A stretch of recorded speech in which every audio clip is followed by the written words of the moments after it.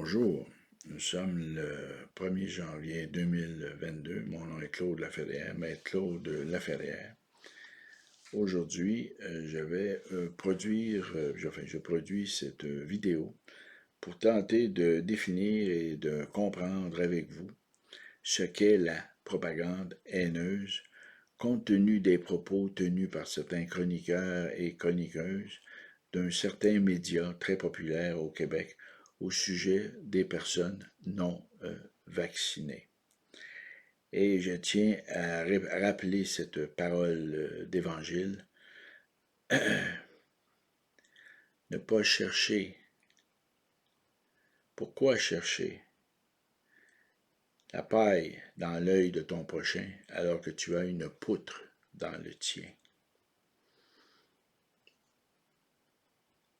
Pourquoi chercher une paille dans l'œil de ton prochain alors que tu as une poutre dans le tien? Évidemment, la question que je me pose, sommes-nous en présence de propagande haineuse de la part de certains médias, de certains chroniqueurs, chroniqueuses? Et je m'interroge très sérieusement, d'autant plus que l'organisation qui leur sert de support a un talon d'Achille qui est dans le domaine public depuis des années. Je fais référence aux annonces classées de ce média depuis les 5 ou 6 dernières décennies. Mais je reviendrai là-dessus. Voilà. Comme je le dis, comme j'ai l'habitude de dire dans mes vidéos précédentes, mon background en philosophie, en droit, je suis un ex-militaire, et je fais cette vidéo dans une perspective d'éducation populaire. Je ne demande aucune donation de qui que ce soit. Je m'autofinance en quelque sorte. Bon, propagande haineuse. Est-ce qu'il y a de la propagande haineuse au Québec de la part de l'État québécois et de certains chroniqueurs et chroniqueuses à l'égard des personnes non vaccinées? Pour répondre à cette question, qui est fondamentale, eh bien, je me suis référé à la décision phare de la Cour suprême du Canada, à savoir la décision Keegstra, une décision majoritaire de la Cour suprême du Canada qui a été rendue par le juge Brian Dixon en 1990. Je vous donnerai la référence exacte, enfin, je peux vous la donner immédiatement, la référence exacte, la reine contre Keegstra, 1990, 3 RCS, page 697.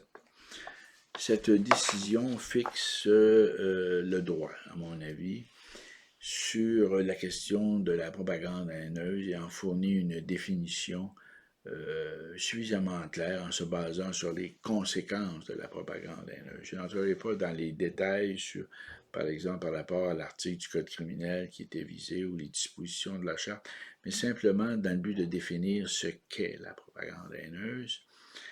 Et je ferai une remarque, à savoir depuis la décision qui a été rendue cette année dans l'affaire de Mike Ward, hein, l'humoriste, là, et de l'enfant handicapé, le jeune Gabriel, évidemment, on s'interroge, est-ce qu'il n'y a pas eu une ouverture vers la propagande haineuse?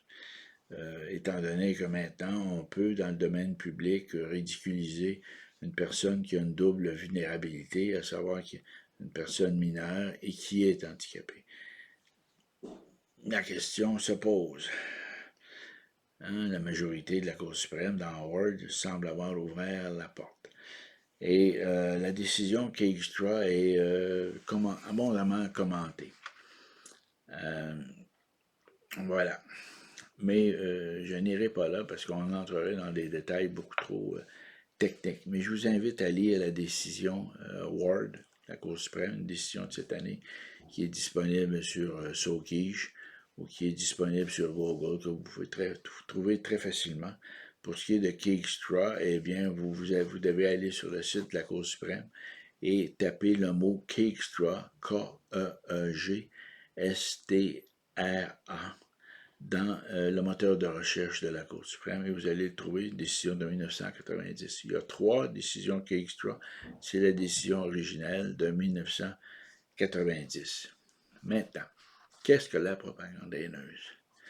Est-ce que ces chroniqueurs et chroniqueuses ont commis une font de la propagande haineuse? C'est la question que je me pose, là. Je me suis penché un peu sur ces articles. Je dois vous dire que les cheveux m'ont dressé sur la tête. Ces articles visent les personnes non vaccinées. Et considérant que le gouvernement Legault considère que l'imposition d'un couvre-feu au jour de l'an, aujourd'hui, le 1er janvier 2022, c'est à cause des personnes non vaccinées. Donc, ils ciblent un bouc émissaire, un groupe en particulier, les personnes non vaccinées. Donc, on voit qu'il y a une forme d'acharnement qui dure depuis plusieurs mois contre les personnes non vaccinées. Bon. Maintenant, voyons d'après les commentaires de l'honorable juge Brian Dixon. En passant, quelques mots sur la biographie du juge Dixon. C'est un des juges, à mon avis, qui est le plus important dans l'histoire juridique du Canada. Il était juge en chef et c'était un vétéran qui a perdu sa jambe droite à l'occasion de combats durant la Deuxième Guerre mondiale. C'était donc une personne âgée, une personne handicapée et qui était rendu aux plus hauts échelons de l'appareil juridique au Canada, à savoir de nos institutions juridiques, dis-je, à savoir la Cour suprême du Canada. C'est un de mes mentors, lui, et le juge Robert H. Jackson, qui est le juge américain qui a rendu des décisions extrêmement importantes, entre autres dans la décision Youngstown 2, que je commente et que j'expose dans mon traité de droit de sécurité nationale publié chez Wilson Lafleur. Maintenant, voici la propagande haineuse. La page 745 du jugement, le préjudice causé par l'expression fomentant la haine contre des groupes identifiables. Dans Keegstra, c'était une histoire d'un professeur qui avait tenu des propos antisémites très forts à des étudiants sur la place publique, etc. Donc, il y avait une poursuite en vertu d'une disposition du Code criminel. Il était accusé de faire de la propagande haineuse. Mais ce que je veux retenir dans cette décision du jugement majoritaire du juge Dixon, c'est comment on peut identifier la propagande haineuse. Bon. Et c'est entre les pages 745 et 749. Voilà. Quelques extraits que je vais vous citer rapidement, comme ça.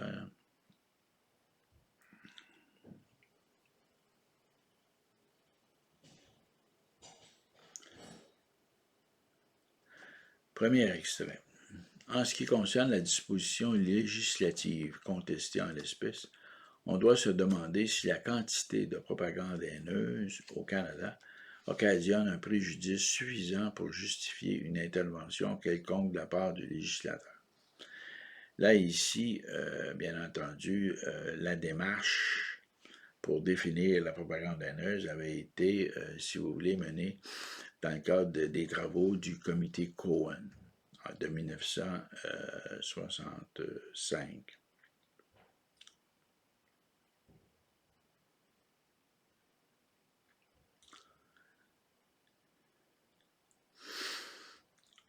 Et deuxième extrait. On connaît les résultats de la propagande haineuse dans d'autres pays, surtout dans les années 30, alors que propagande et idéologie ont puissamment contribué à créer une atmosphère venimeuse, funeste, aux valeurs essentielles de la société judéo-chrétienne, celle de notre civilisation même.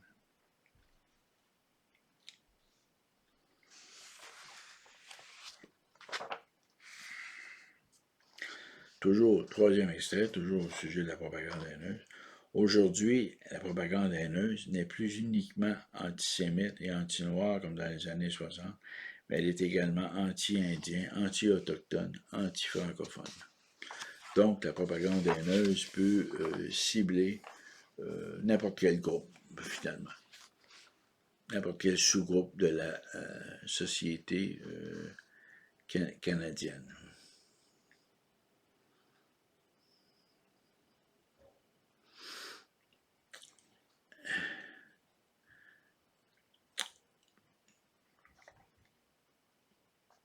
Autre extrait en ce qui concerne le préjudice.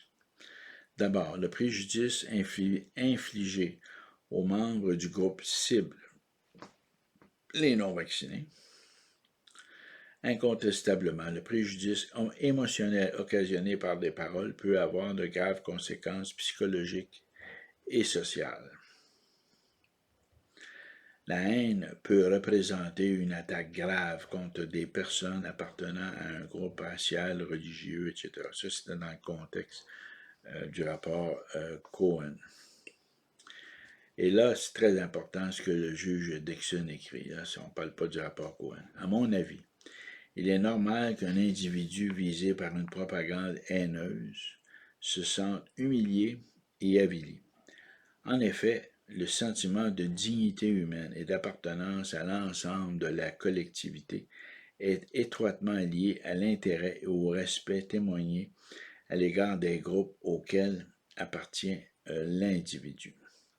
La dérision, l'hostilité et les injures encouragées par la propagande haineuse ont en conséquence un profond effet négatif sur l'estime de soi et le sentiment d'être accepté.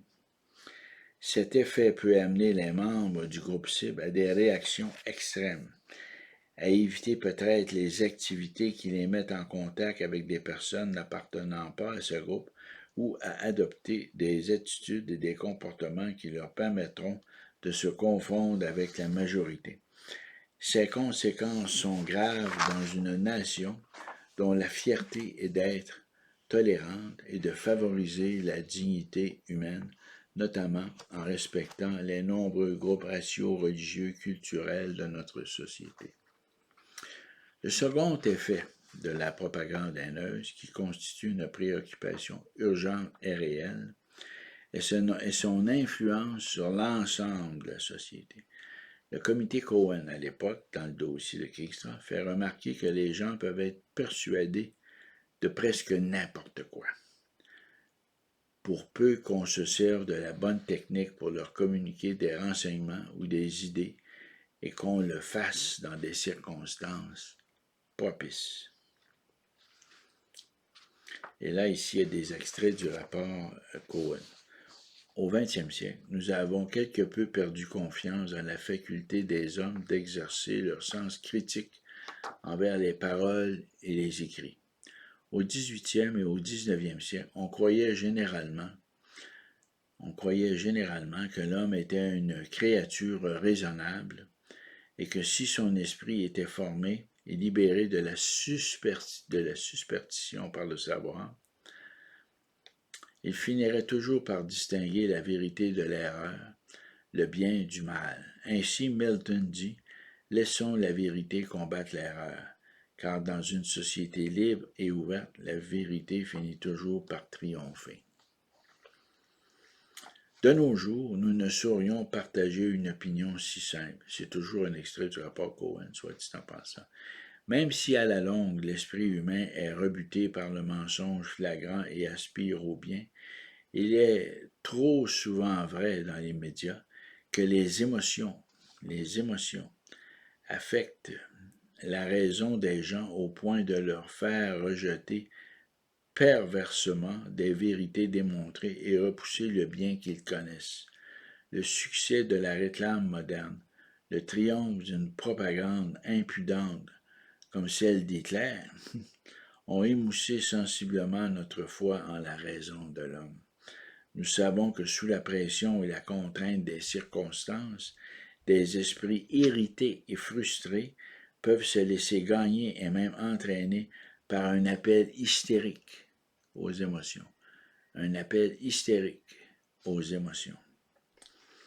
Et là, je reviens dans le texte de M. le juge Dixon.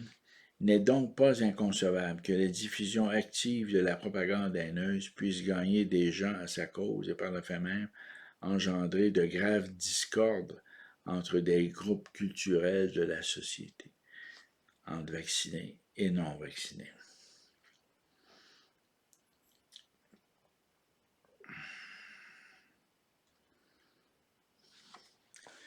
Je vais continuer ici.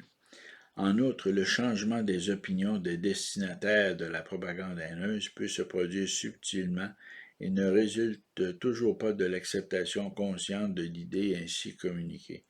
Même si le message transmis par la propagande haineuse est en apparence rejeté, il semble que sa prémisse d'infériorité raciale ou religieuse puisse rester dans l'esprit du destinataire en tant qu'idée traduisant une certaine vérité, et c'est là le germe d'un effet dont on ne saurait entièrement faire abstraction.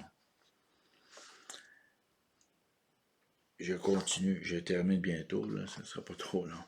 Je suis désolé, mais c'est un texte qui est tellement important dans le contexte actuel, je ne peux pas l'ignorer, là.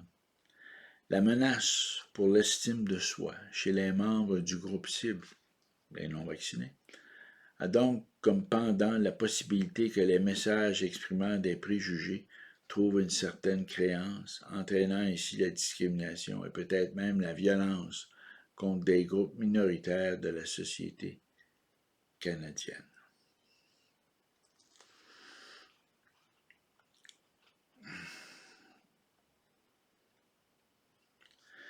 Un autre extrait ici du rapport Cohen. À notre avis, dans une certaine conjoncture économique et sociale, si par exemple les tensions émotives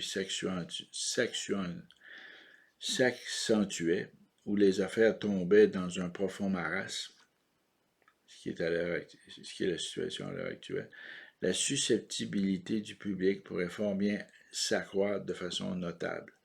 En outre, on ne saurait évaluer le tort psychologique et social que la propagande haineuse pourrait causer, tant à une majorité rendue insensible qu'aux groupes minoritaires visés et vulnérables.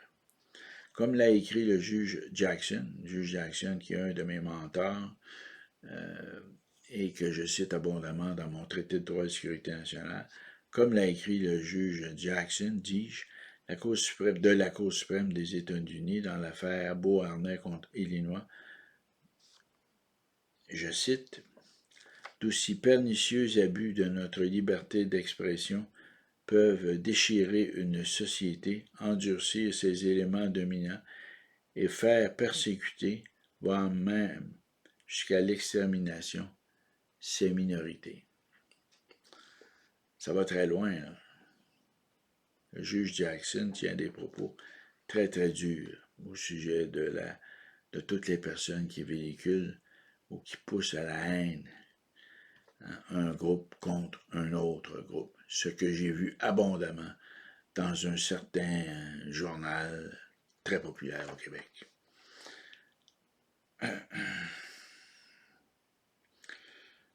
Bon, voilà. Les autres commentaires sont à caractère très technique. Et pour moi, c'était de vous faire part de cette question de la propagande haineuse au Québec. Est-ce qu'il y a de la propagande haineuse au Québec? Compte tenu de ce que je viens de vous lire, qui est la décision Keegstra, qui pourrait être nuancée par la décision Ward, je ne le sais pas. Je me pose, je m'interroge. Hein? Je regarde Keegstra, je regarde Ward. Dans la décision Ward, on commente Keegstra, mais j'ai lu Ward 2 fois, là, et je vois pas, là. Il y a pas de. Il y a quand même certaines différences. Ce sont des dossiers. Est-ce qu'on peut dire que dans Ward, il y avait une incitation à la violence? Non, il n'y avait pas cet élément-là. Dans Ward, on parle plutôt d'un contexte de spectacle, d'humour. Ce qui me fait dire que la décision Ward, finalement, est peut-être un cas d'espèce, là. Je veux dire, il n'y a peut-être pas nécessairement un précédent qui est créé par Ward. C'est un cas que je pourrais qualifier de rare, ce qu'on dit. Hein. un cas d'espèce. En common law, on fait du distinguishing. Donc, c'est un cas qui est tellement distingué, pas distingué dans le sens de snob, mais différencié, distingué. Hein, le distinguishing. On différencie un dossier d'un autre dossier. Autrement dit, c'est un peu un dossier unique, l'affaire Ward. Et je ne crois pas que ça ait un impact sur Cakestroke. Ça a pour effet de diminuer l'impact de Cakestroke. Je pense que la décision Cakestroke est une décision extrêmement forte, importante, de la part d'un grand juge, Brian Dixon. Un juge pour lequel j'ai la plus grande admiration, tout comme le juge Jackson de la Cour suprême américaine. Évidemment, ce sont des juges d'une autre époque. Ils ont quand même fixé le droit. Bon, pour conclure, je ne crois pas que Ward a un impact sur Cakestroke. Tout ça pour vous dire que je laisse ça à votre appréciation et je vous invite à lire la décision Cakestroke et à la réfléchir. C'est une décision qui est très longue, une centaine de pages, mais ça vaut la peine et c'est gratuit, c'est sur Google, en français, en anglais, bien entendu. Juge Dixon écrivait en anglais, mais la traduction est excellente. J'ai pu comparer dans l'édition mise en volume, là, avec 2 colonnes, une décision de la Cour suprême. Donc, voilà, c'était mon commentaire pour aujourd'hui. Je vous souhaite à toutes et à tous une bonne et heureuse année et au plaisir de se revoir à l'occasion d'une autre vidéo qui va porter celle-là sur une hypothèse à laquelle j'ai songé au sujet du drame de l'hécatombe des CHSLD. Donc, je vous reviens dans quelques jours. Voilà, à la prochaine et bonne journée.